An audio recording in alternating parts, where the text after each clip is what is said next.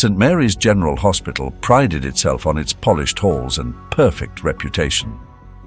But beneath the surface, old prejudices still lingered. When Lucy Parker, a young black nurse, walked in on her first day, she felt it immediately. The halted conversations, the wary glances, the unspoken message, "You don't belong here." Lucy didn't know it yet, but this day would mark the beginning of a battle that would shake the hospital to its core.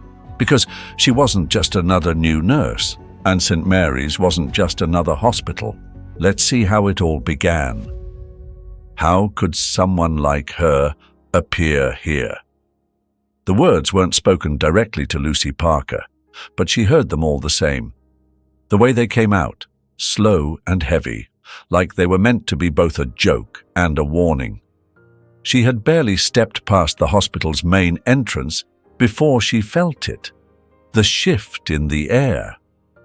It wasn't the sterile scent of disinfectant or the cool blast of air conditioning that made her stomach knot. It was the way they looked at her. A black woman in a crisp, white nurse's uniform, stepping into a place like St. Mary's General Hospital.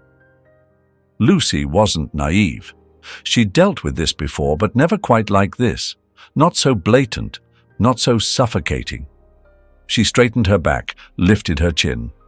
Mama always told her, "Walk in like you belong, even when they make you feel like you don't." Lucy approached the nurse's station, her steps steady despite the whispers curling in the air like smoke. A tall, blonde nurse, her name tag reading Jenna, gave her a quick once-over, her eyes skimming Lucy's dark skin, pausing at her natural curls. Jenna's lips pressed into a thin line before she spoke. "You lost?" Lucy forced a smile. "No, ma'am. I'm Lucy Parker, the new hire. Today's my first shift." Jenna's expression didn't change. She turned to the woman beside her, an older nurse with tight graying curls, and muttered, "Guess they're really letting anybody in these days." Lucy heard it, loud and clear. Her fingers twitched at her side, but she said nothing. She wouldn't give them the satisfaction. "Head nurse's office. Down the hall, third door on the right," Jenna said flatly. Lucy nodded. "Thank you." She could feel their eyes burning into her back as she walked away. Dr. Marshall Watson didn't even look up from his clipboard when she introduced herself. "Lucy Parker, sir," she said, extending a hand. The moment stretched just a little too long before he finally glanced up. His grey-blue eyes raked over her, slow and deliberate. He didn't take her hand. Instead, he sighed through his nose. "You're the one they hired?" Lucy dropped her hand, curling it into a fist at her side. "Yes, sir." Dr. Watson clicked his pen, turning back to his papers. "We have high standards here at St. Mary's. I hope you can keep up." It wasn't a greeting. It wasn't even a warning. It was a dismissal. Lucy clenched her jaw but kept her voice even. "I'll do my best." He didn't bother responding. She left his office feeling like she'd just been scrubbed down with cold steel wool. The hostility followed her all day. It was in the way conversations died when she entered the room, in the way her co-workers pretended not to hear when she asked for help. It was in the way Dr. Watson's eyes stayed on her, watchful, expectant, waiting for her to slip up. And then there were the whispers. They really hired one of them, in this hospital. Guess we ain't safe from affirmative action hires anymore. Wonder how long before she screws up. Lucy swallowed past the lump in her throat. Her first patient was a man in his 70s, Mr. Dawson. His chart said he'd had a mild stroke, but the way he was glaring at her made her wonder if his blood pressure was about to spike again. She approached his bed with a careful smile. "Good afternoon, Mr. Dawson. I'm Nurse Parker, and I'll be—" "No." Lucy paused. "Excuse me?" Mr. Dawson sat up straighter, his wrinkled fingers gripping the bedsheets. His pale, watery eyes narrowed. I said no. I don't want no... He stopped himself, but Lucy saw the way his lip curled. I want another nurse. Lucy's stomach sank. Sir, I'm assigned to your care today. Mr. Dawson snorted. You think I'm letting a damn colored girl touch me? I ain't spend my life working my ass off to end up in a bed being handled like some damn farm animal by one of... That's enough, Lucy cut in, her voice tight. The old man huffed. You people got real uppity, huh? Back in my day. Lucy turned on her heel and walked out before he could finish. Jenna was smirking when Lucy passed by the station. Trouble in paradise? Lucy ignored her. She lasted until the end of her shift before she finally called home. The moment Mama answered, Lucy's breath hitched. Baby girl, Mama said softly. What's wrong? Lucy pressed the heel of her hand to her forehead. It was... She exhaled shakily. Mama, it was bad. Real bad. Mama was quiet for a moment. Then she sighed, that deep, knowing sigh Lucy had grown up with. Lucy Marie Parker, she said, voice firm. You listen to me. You knew this wasn't going to be easy. You knew, walking in there, you'd have to fight harder than all them others just to be seen as half as good. But don't you let 'em break you, baby. You hear me? Lucy shut her eyes. Yes, ma'am. Mama was right. They weren't going to break her. Lucy Parker had always believed that hard work could carve a path through any obstacle. But by midday of her second shift at St. Mary's General Hospital, that belief felt like it was hanging by a thread. She had spent the morning juggling more patients than she could count, her schedule packed with cases that other nurses seemed all too eager to avoid. Mr. Dawson, for instance, the man who made no effort to hide his disdain for her skin color, was back on her list. Along with him came Mr. Reynolds, who, according to whispered warnings, had already driven 3 nurses to tears in the past month. Lucy suspected the assignment was no coincidence. Jenna had handed her the charts that morning with a smile that didn't reach her eyes, tapping the paper with her manicured nails. Busy day for you, Parker. Guess they trust you with the tough ones, she'd said, voice dripping with artificial sweetness. Lucy just nodded and walked away. What was the point of responding? The moment she let it get to her, they'd win. By the time she reached Mr. Dawson's room, her patience was stretched thin. She knocked lightly, then stepped inside with practiced professionalism. Good morning, Mr. Dawson. I'm here to check your vitals and give you your medication. The old man turned his head toward her, his mouth pulling into a scowl. His pale blue eyes scanned her uniform, then settled on her face with an expression that made Lucy's skin crawl. Didn't I say I didn't want no black nurse poking around me? His voice was sharp, cracking through the room like a whip.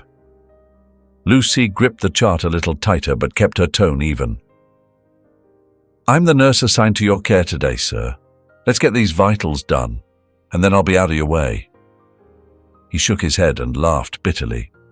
Damn shame what this place is coming to. My daddy helped build this town. Never thought I'd live to see folks like you running hospitals. Lucy's heart squeezed, but she forced herself to focus. She adjusted the blood pressure cuff around his arm, noting how his skin trembled slightly beneath her touch. Big mistake, hiring you, Dawson muttered. You'll screw up, same as the rest of them. Lucy bit the inside of her cheek so hard she tasted blood. The machine beeped, and she quickly recorded the numbers. Blood pressure looks good, she said, voice steady. I'll send someone in later with your meal tray. She turned to leave, willing herself not to look back. The next few hours blurred together. Patient after patient, task after task. The hospital's fluorescent lights cast the same cold glow over every room, every hallway, every face that avoided her gaze. Lucy moved through it all with a mechanical precision, her mind sharp despite the exhaustion creeping into her muscles. Dr. Watson passed her twice that morning, and each time she felt his eyes linger on her just a second too long. He didn't say anything until their third encounter. "Miss Parker." His voice, clipped and formal, stopped her as she was reviewing a medication chart. Lucy turned to face him. "Yes, sir?" "You've taken responsibility for Mr. Reynolds, correct?" "Yes, sir. I'm handling his care." Dr. Watson's mouth twitched as if he were suppressing a smile. Be careful with that one. He's difficult. Can't afford any mistakes." She recognized the undertone immediately. "I'm watching you." "Understood, sir." He nodded, satisfied, then walked away. Lucy stood there for a moment, the cold weight of his words settling in her chest. She knew exactly what this was.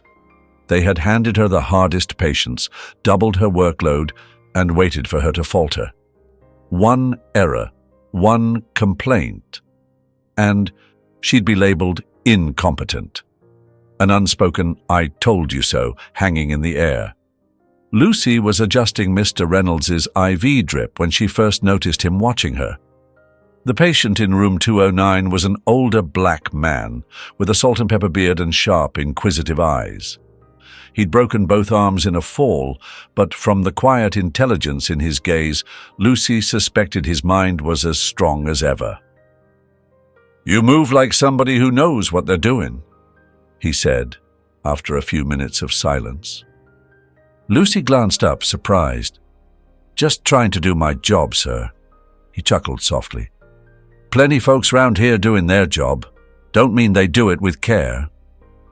Lucy felt herself relax, just a little. "Well, I try." He studied her for a moment, his expression thoughtful. "Must be tough. Work in here."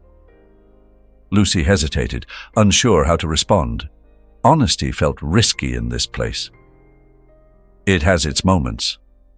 The man smiled knowingly but didn't press. As she checked the IV line one last time, he asked, "What's your name?" "Lucy Parker." "Pleasure to meet you, Miss Parker. I'm Austin Edwards." Lucy smiled faintly. "Nice to meet you too, Mr. Edwards. Let me know if you need anything." As she turned toward the door, he spoke again, voice softer now. "Keep your head up, young lady. Some folks don't like seeing strength where they ain't expecting it." Lucy paused with her hand on the doorknob, his words settling deep. "Yes, sir," she said quietly.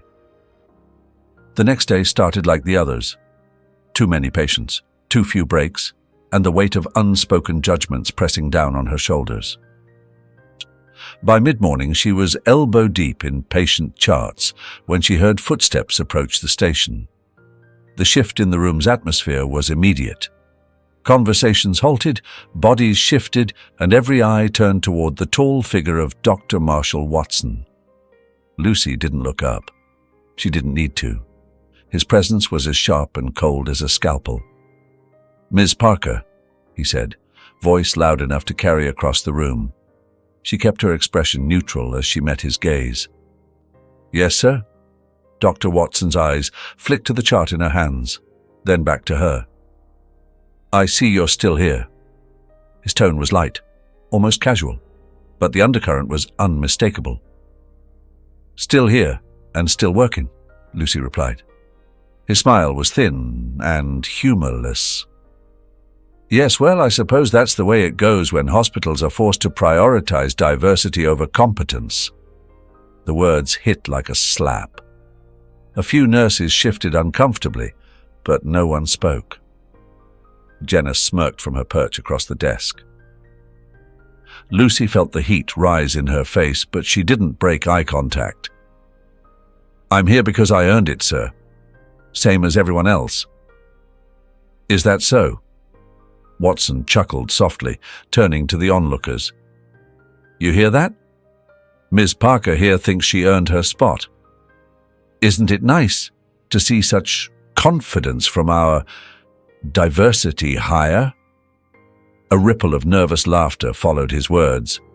Lucy's hands tightened around the chart until her knuckles turned white. Her pulse hammered in her ears, but she forced her voice to stay level.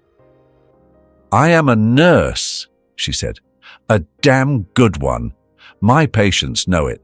My work shows it. And if you'd stop looking for mistakes that aren't there, you might see it too." The room went silent. For a moment, Watson looked genuinely surprised. Then his expression hardened. He leaned in slightly, voice dropping just enough to make the moment feel intimate and menacing. "Watch yourself, Ms. Parker," he said. "People like you don't last long in places like this." Lucy's chest tightened. The rawness of it, the sheer audacity of saying those words out loud in front of half the staff, it stunned her.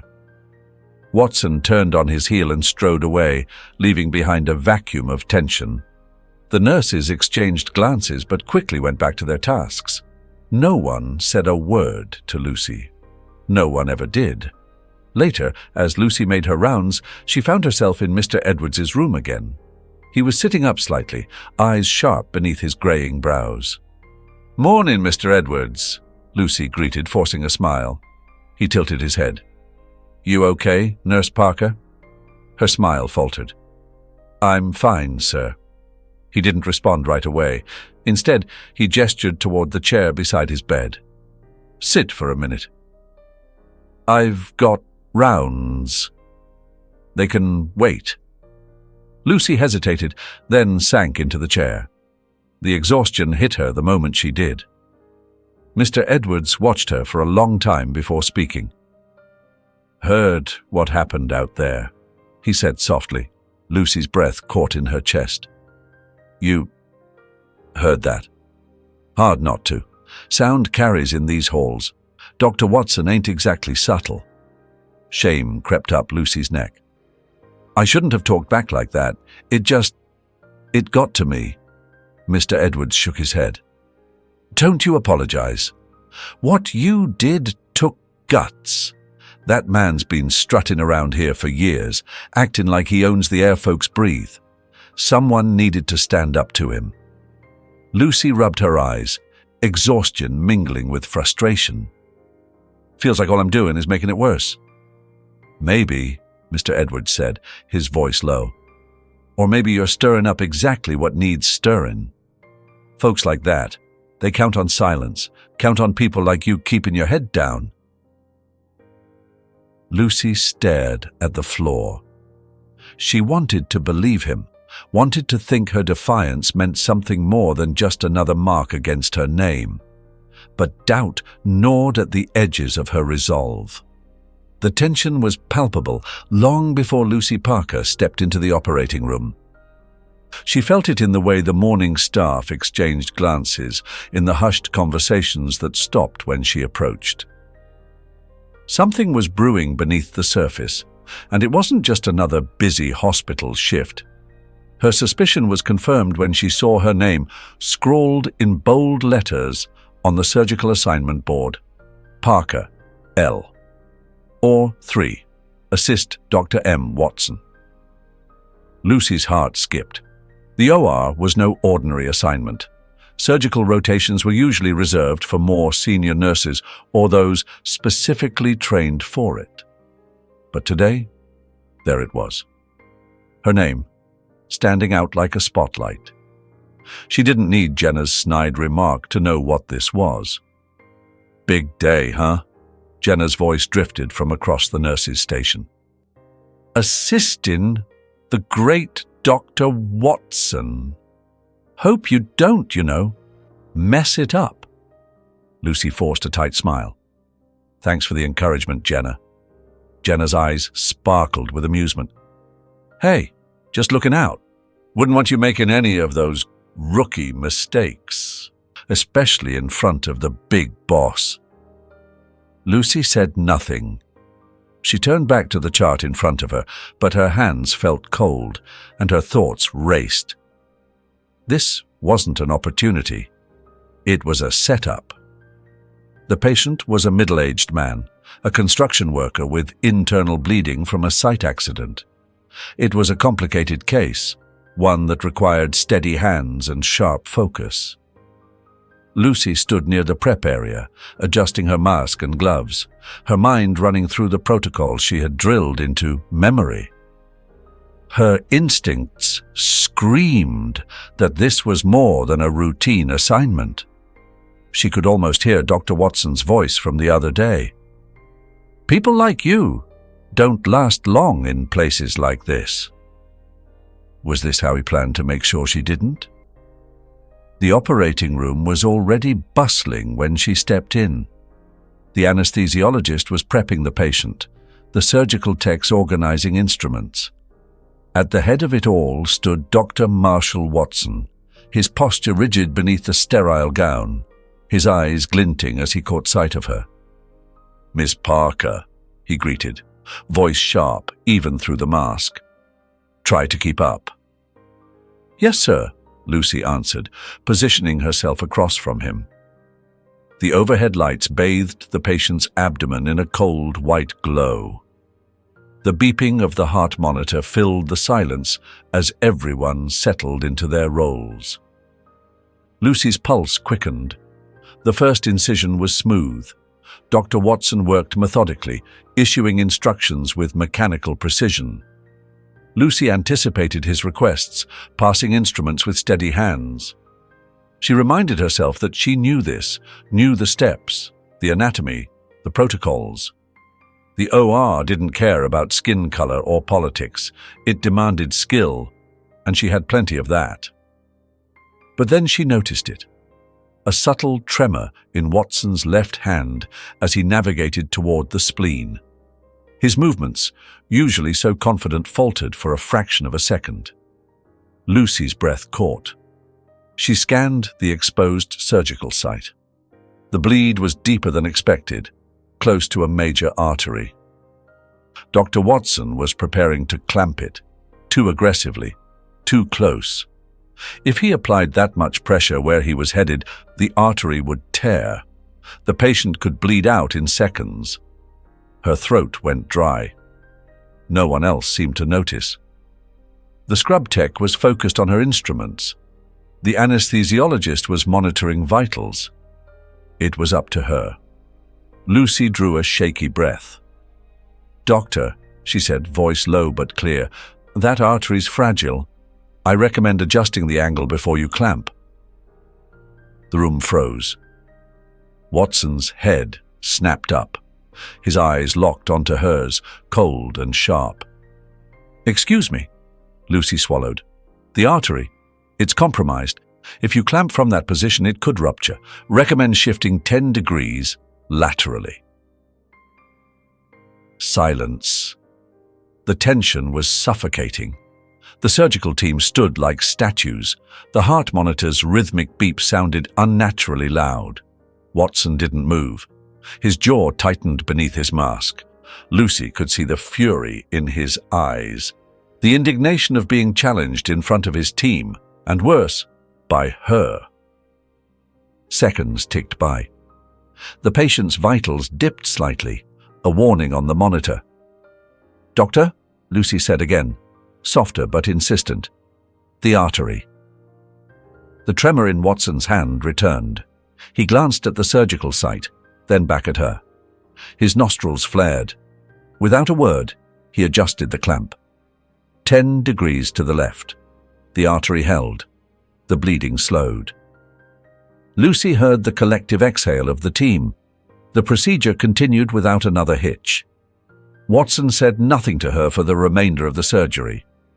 The operating room had been cold, but the air in the hallway outside was colder. Lucy Parker stood there, still gripping the surgical cap crumpled in her hand, her pulse finally slowing after the tense procedure. The patient was stable. The artery had held. The right decision had been made. But the cost of that decision hadn't yet revealed itself. Footsteps echoed behind her. Sharp, deliberate steps. She didn't need to turn around to know who it was. Ms. Parker. Dr. Watson's voice was low and clipped, but the restraint only made it more threatening. Lucy straightened and turned to face him. His eyes, usually cold, now burned with something more volatile. "Come with me," he ordered, nodding toward an empty consultation room. Lucy hesitated. The hallway was quiet, the nearby nurses suddenly absorbed in their tasks, their gazes averted. No one would step in. No one ever did. She followed him inside. The door closed with a dull, final click. The silence stretched, thick and suffocating. Dr. Watson stood by the window, his hands clasped behind his back. The tension in his posture coiled like a snake ready to strike. "You really think you're something, don't you?" he said, without turning around. "Waltzing in here, making a scene in the OR, making me look incompetent in front of my own team." Lucy swallowed hard. "I spoke up to save the patient, sir." Watson turned then, his mouth twisting into a sneer. "Patient safety?" He gave a harsh, humorless laugh. "Don't kid yourself. You were trying to show me up. Prove you're smarter than the big bad white doctor." "That's not true." "It is," he snapped, stepping closer. "People like you always think you need to prove something. But let me tell you what's going to happen, Ms. Parker. You've made yourself a liability. Nobody here trusts you. Nobody wants you here. And soon enough, I'll make sure you're out the damn door." Lucy's hands trembled at her sides. Anger swelled, hot and thick, but fear wasn't far behind. "You can't just fire me without cause," she said, her voice tight. "Cause?" Watson's eyes gleamed. "I'll find one, or I'll make one. Doesn't matter. People like you don't last here. St. Mary's has standards. And you're nothing but a mistake." The words hit harder than she expected. Not because they were new, but because they were spoken with such open, unrestrained hatred. Lucy opened her mouth to respond, but another voice cut through the tension. "That's quite enough, Dr. Watson." The sound came from the doorway, calm, steady, but the authority it carried shifted the air in the room.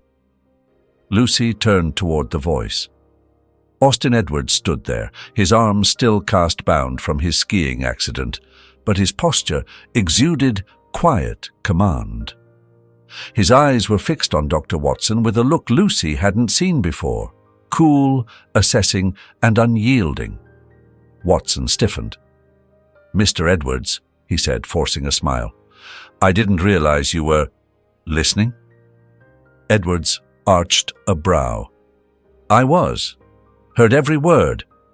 Watson's smile faltered. He cleared his throat. "Sir, this is a private matter, a personnel issue. Ms. Parker has repeatedly—" "Stop talking," Edwards interrupted, voice still level. "You've said plenty." The room froze. Watson's mouth opened, then closed. His eyes darted to Lucy, then back to Edwards.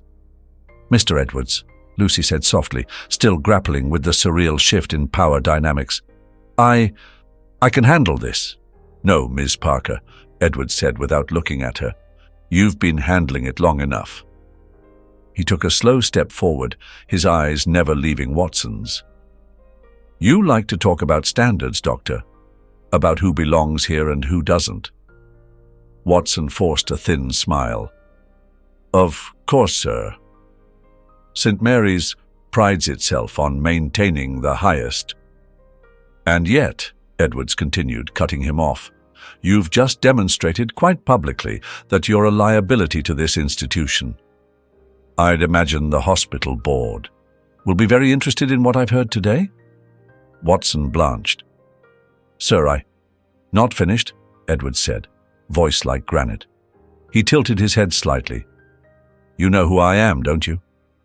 Watson hesitated. You're a patient, a VIP. We value—" Edwards gave a short laugh. "A patient, yes. But that's not what I meant." His expression hardened. "My name is Austin Edwards, CEO of Healthcare United." The color drained from Watson's face. "Healthcare United?" Lucy's breath caught. She looked at Edwards, seeing the familiar warmth replaced by something far more formidable. Healthcare United wasn't just a company. It was one of the largest healthcare conglomerates in the country, one that had influence over hospital funding, partnerships, and reputations. "I've spent the last few weeks in this hospital," Edwards went on, "watching, listening. What I've seen, this toxic culture you're so proud of, ends today." Watson took a shaky step backward. "Sir, I assure you—" "Save it." Edward's eyes flicked toward Lucy. "Miss Parker, would you mind stepping outside for a moment?" Lucy hesitated, then gave a short nod. She turned toward the door, heart racing, mind whirling. As she passed Edwards, he gave her a small, reassuring nod. She stepped into the hallway and let the door close behind her. The hospital halls had never felt so heavy. Lucy Parker stood with her back against the cold wall, the faint hum of fluorescent lights buzzing above her. Her mind spun in endless loops, trying to grasp the magnitude of what had just happened. Dr. Marshall Watson, the Dr. Watson, suspended. By Austin Edwards, the quiet man with the knowing eyes who'd lain in room 209 for weeks. Except he wasn't just a patient. He was the CEO of Healthcare United. And now, somehow, Lucy was part of something bigger than she'd ever imagined. The door to the consultation room opened with a soft creak. Mr. Edwards stepped out, his shoulders squared despite the casts that still immobilized his arms. His face was calm, unreadable. "Come on," he said softly. "Let's walk." Lucy pushed herself off the wall and fell into step beside him. Neither spoke at first. The hallway stretched long and quiet, their footsteps muffled by the polished tile. A few nurses glanced up as they passed, their eyes darting between Lucy and Edwards with open curiosity. News traveled fast in a hospital like St. Mary's. Whispers of a confrontation, of Dr. Watson being called out by a mysterious patient, were already spreading like wildfire. "I imagine you've got questions," Edwards said finally. Lucy gave a short laugh. "Yeah, a few." "Ask away." She exhaled slowly. How long have you been planning this?" "Didn't plan it at all," Edwards replied, his tone light but his eyes sharp. "Came here for a busted pair of arms, ended up staying for the show." He glanced sideways at her. "But you were the real wake-up call." Lucy's brow furrowed. "Me?" "Yeah." Edward's gaze returned to the corridor ahead. "I've seen a lot of hospitals in my time, visited dozens across the country, and every time folks like you, competent, driven, professional, end up carrying twice the load for half the credit. But here at St. Mary's, they didn't even try to hide it. You were their scapegoat from day one." Lucy's jaw tightened. "I figured that out pretty quick." "You did more than figure it out," he said. "You stood your ground. That takes guts." Lucy looked away, the praise sitting awkwardly in her chest. Didn't feel like guts most days. Felt more like survival. "Same thing sometimes," Edwards said with a nod. "But survival alone ain't enough. Places like this, they don't change till someone forces them to." He stopped walking and turned to face her fully. "You ready to be that someone?" Lucy hesitated. The instinct to keep her head down, to avoid the spotlight, tugged at her like a stubborn weight. She'd been fighting just to exist here, to get through each shift with her dignity intact. Now, Edwards was asking her to step into a battle she hadn't signed up for, a battle that might get uglier before it got better. But then she thought of Mama's voice crackling through the phone line on those hard nights. "You come from a long line of strong women, baby girl. Don't let nobody make you forget that." She met Edward's gaze. "Yeah," she said softly. "I'm ready." By the next morning, the hospital was in chaos. The news had broken before sunrise. Dr. Marshall Watson, suspended pending an investigation into discriminatory practices at St. Mary's General Hospital. The name Austin Edwards followed closely behind. Journalists clustered outside the hospital entrance like crows, microphones poised, cameras rolling. Inside, staff moved with nervous energy, unsure whether to pretend nothing had changed or brace for the inevitable reckoning. Lucy felt their stares as she walked to the nurses' station. For months, she'd been invisible to them unless they needed someone to dump extra work on. Now, she was unavoidable. The woman who'd stood up to Watson. The nurse who'd earned the support of Austin Edwards. Jenna was there, of course, sitting at her usual spot, coffee cup in hand, lips pressed into a tight line. As Lucy approached, Jenna cleared her throat and gave a forced smile. "Morning, Lucy," she said, voice brittle. Heard about everything. Crazy, huh?" Lucy arched a brow. "Yeah, crazy." Jenna's smile wobbled. "Well, you know, I never really thought Watson was fair to you. Always said you were a hard worker." Lucy held her gaze for a moment, the words settling like stale air. She remembered every sideways comment, every extra assignment shoved onto her plate, every whispered insult Jenna never once spoke out against. "Sure you did," Lucy said, voice even. Then she turned, grabbed her clipboard and walked away. The hospital board convened an emergency meeting that afternoon. Lucy sat near the front of the packed auditorium, her pulse quickening as the clock ticked down to the meeting's start.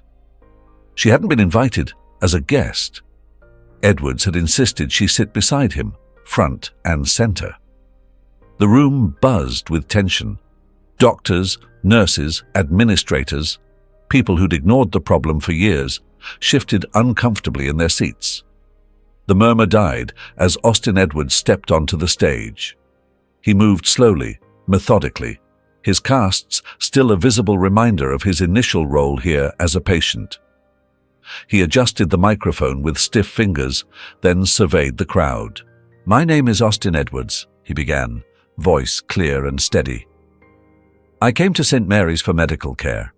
What I found was a hospital with a reputation for excellence, but a culture that undermines that reputation every single day." The audience shifted. A few glanced at Lucy. "I witnessed firsthand the subtle and not so subtle discrimination that thrives here," Edwards continued. "I heard nurses dismiss a colleague because of her race. I saw a doctor, your chief of surgery, demean and undermine a skilled professional for no reason other than the color of her skin." The crowd's discomfort deepened. Edward's expression hardened.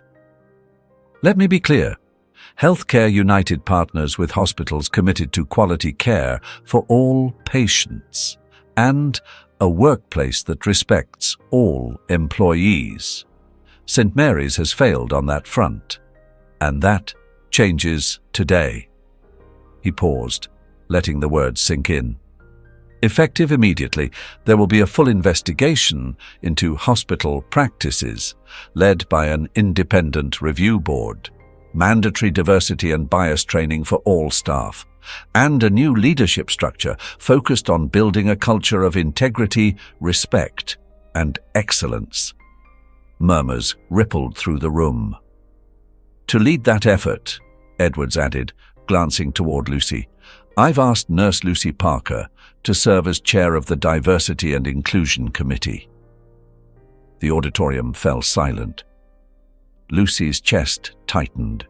She hadn't expected this. Edwards had mentioned her involvement, but not a leadership position. Eyes turned toward her, curious, skeptical, surprised. Edwards smiled faintly. "Lucy didn't ask for this fight," he said, voice softening. "But she stood up when it mattered, and if there's one thing this hospital needs, it's more people with her courage." Applause started hesitantly, then grew. Not everyone joined in, but enough did. Lucy sat frozen for a moment, then slowly stood. She met Edwards's eyes. He gave her a small nod. Her heart pounded in her chest as she turned to the crowd. She wasn't sure what came next, but one thing was clear. The fight she'd been dragged into was now hers to lead. The room hummed with quiet anticipation. Hundreds of chairs stretched across the polished floor of the Grandview Conference Center, each one occupied by a face turned towards the stage. Some wore expressions of curiosity, others cautious skepticism. But most sat with a kind of quiet respect, their attention fixed on the woman standing behind the podium. Lucy Parker took a steadying breath and tightened her grip on the edges of the lectern. The spotlight overhead cast a faint halo on the microphone in front of her. She could feel the weight of the moment pressing down on her shoulders, not with fear, but with a deep, steady resolve. "Here we go," she thought. She leaned toward the microphone, her voice calm but clear. "Good afternoon, everyone," she began. "My name is Lucy Parker, and a year ago today, I almost quit being a nurse." The murmur that passed through the audience told her she'd caught their attention. "I was working at St. Mary's General Hospital, a place with a reputation for excellence." On paper, it had everything. Advanced technology, brilliant doctors, top-tier patient care. But beneath the surface, there was something else. A culture that quietly told people like me that we didn't belong. Lucy paused, letting the memory settle in her chest before she continued. "On my first day, I walked into the nurses' station with excitement and hope. By the end of that shift, I'd been assigned the toughest patients, heard whispers about diversity hires, and was told, in more ways than one, that I wasn't wanted there." She saw heads nodding in the crowd, nurses, doctors, administrators who had seen or lived similar stories. "But I didn't quit," Lucy said softly. "And not because it was easy, or because I had some superhuman strength. I stayed because every patient I cared for deserved the best from me, no matter what I was facing. And I stayed because of the words my mama told me on that first hard night. Don't let 'em break you." A few people smiled, some blinking back emotion. Lucy swallowed past the lump in her throat. "That year was the hardest of my life," she went on. "I made mistakes. I cried more nights than I can count. But I also witnessed something remarkable. The power of change when one voice refuses to stay silent." She let that statement hang for a moment before she continued. "You all know what happened next. Mr. Austin Edwards, CEO of Healthcare United, happened to be a patient during those difficult weeks. He saw the same things I did, and when the truth came out, St. Mary's couldn't ignore it anymore." Lucy shifted, letting her eyes sweep across the crowd. What you might not know is what happened after. The months following that meeting had felt like navigating a storm. The day after the board meeting, news crews swarmed the hospital entrance. Cameras flashed as Lucy arrived for her shift, microphones thrust toward her face with relentless questions. How did it feel to stand up to Dr. Watson? Did you expect Mr. Edwards to support you? Do you think this hospital can truly change? Lucy had forced herself to stand still and answer each one with care. She didn't want her words twisted or her intentions misunderstood. "I didn't stand up to anyone," she had said firmly. "I stood up for something. Fairness, respect, and the belief that every patient deserves a team working at their best, without prejudice or fear." Inside the hospital, things shifted slowly at first. Dr. Watson's suspension had sent a message, but resentment lingered. Lucy saw it in the sideways glances during staff meetings, the muttered remarks in the break room. But there were moments of hope too. Sarah, a nurse who had once barely acknowledged Lucy's presence, approached her after a long shift one evening. "Hey," Sarah had said awkwardly, shifting from foot to foot. I was wrong about you. About everything. And I'm sorry. I want to do better. Can you help me?" Lucy remembered the unexpected warmth of that moment. She had simply nodded and said, "Yeah, Sarah. We can figure it out together." The hospital underwent more than cosmetic changes. Diversity training wasn't just a checkbox, it became part of the onboarding process for every new employee. Hiring practices were overhauled. Anonymous reporting systems were introduced. And slowly, the whispers of resistance faded, replaced by cautious cooperation.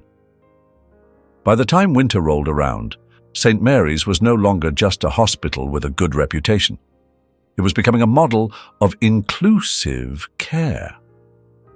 And Lucy, once invisible in its halls, now sat at the table where decisions were made.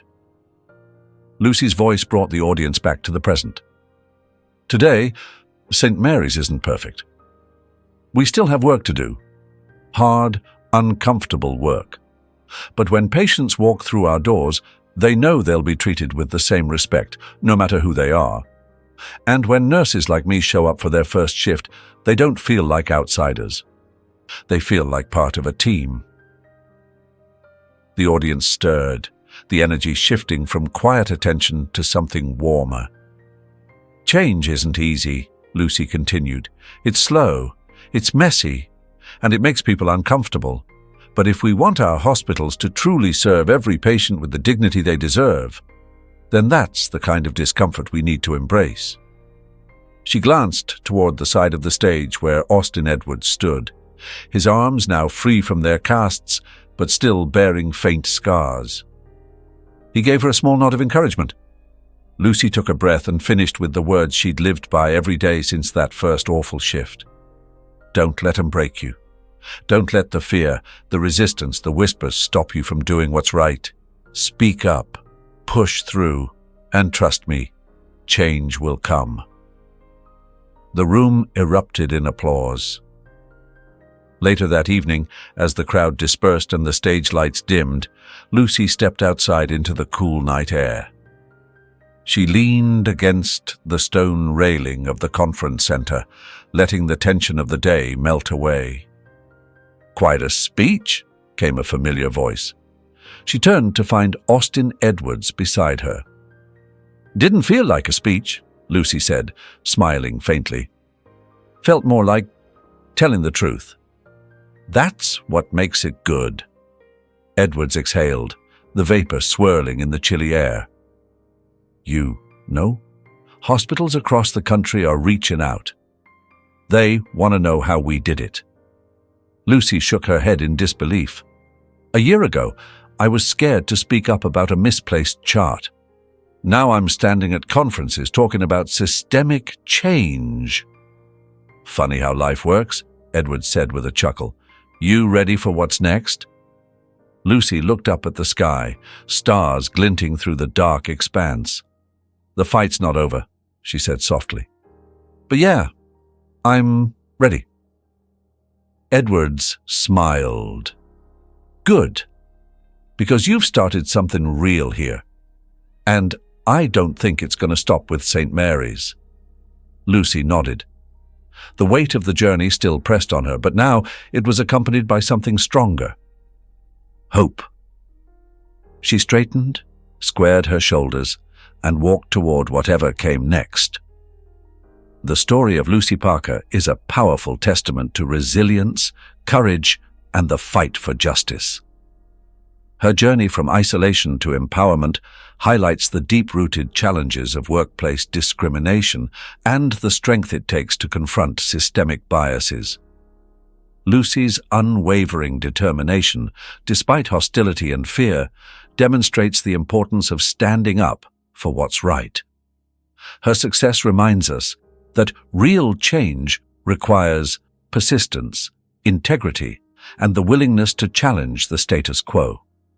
The story teaches a profound lesson.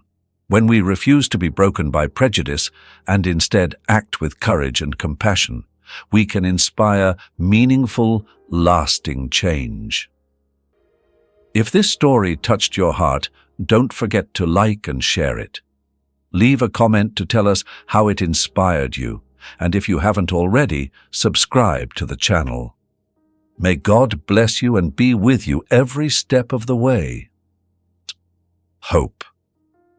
She straightened, squared her shoulders, and walked toward whatever came next. The story of Lucy Parker is a powerful testament to resilience, courage, and the fight for justice. Her journey from isolation to empowerment highlights the deep-rooted challenges of workplace discrimination and the strength it takes to confront systemic biases. Lucy's unwavering determination, despite hostility and fear, demonstrates the importance of standing up for what's right. Her success reminds us that real change requires persistence, integrity, and the willingness to challenge the status quo. The story teaches a profound lesson. When we refuse to be broken by prejudice and instead act with courage and compassion, we can inspire meaningful, lasting change. If this story touched your heart, don't forget to like and share it. Leave a comment to tell us how it inspired you, and if you haven't already, subscribe to the channel.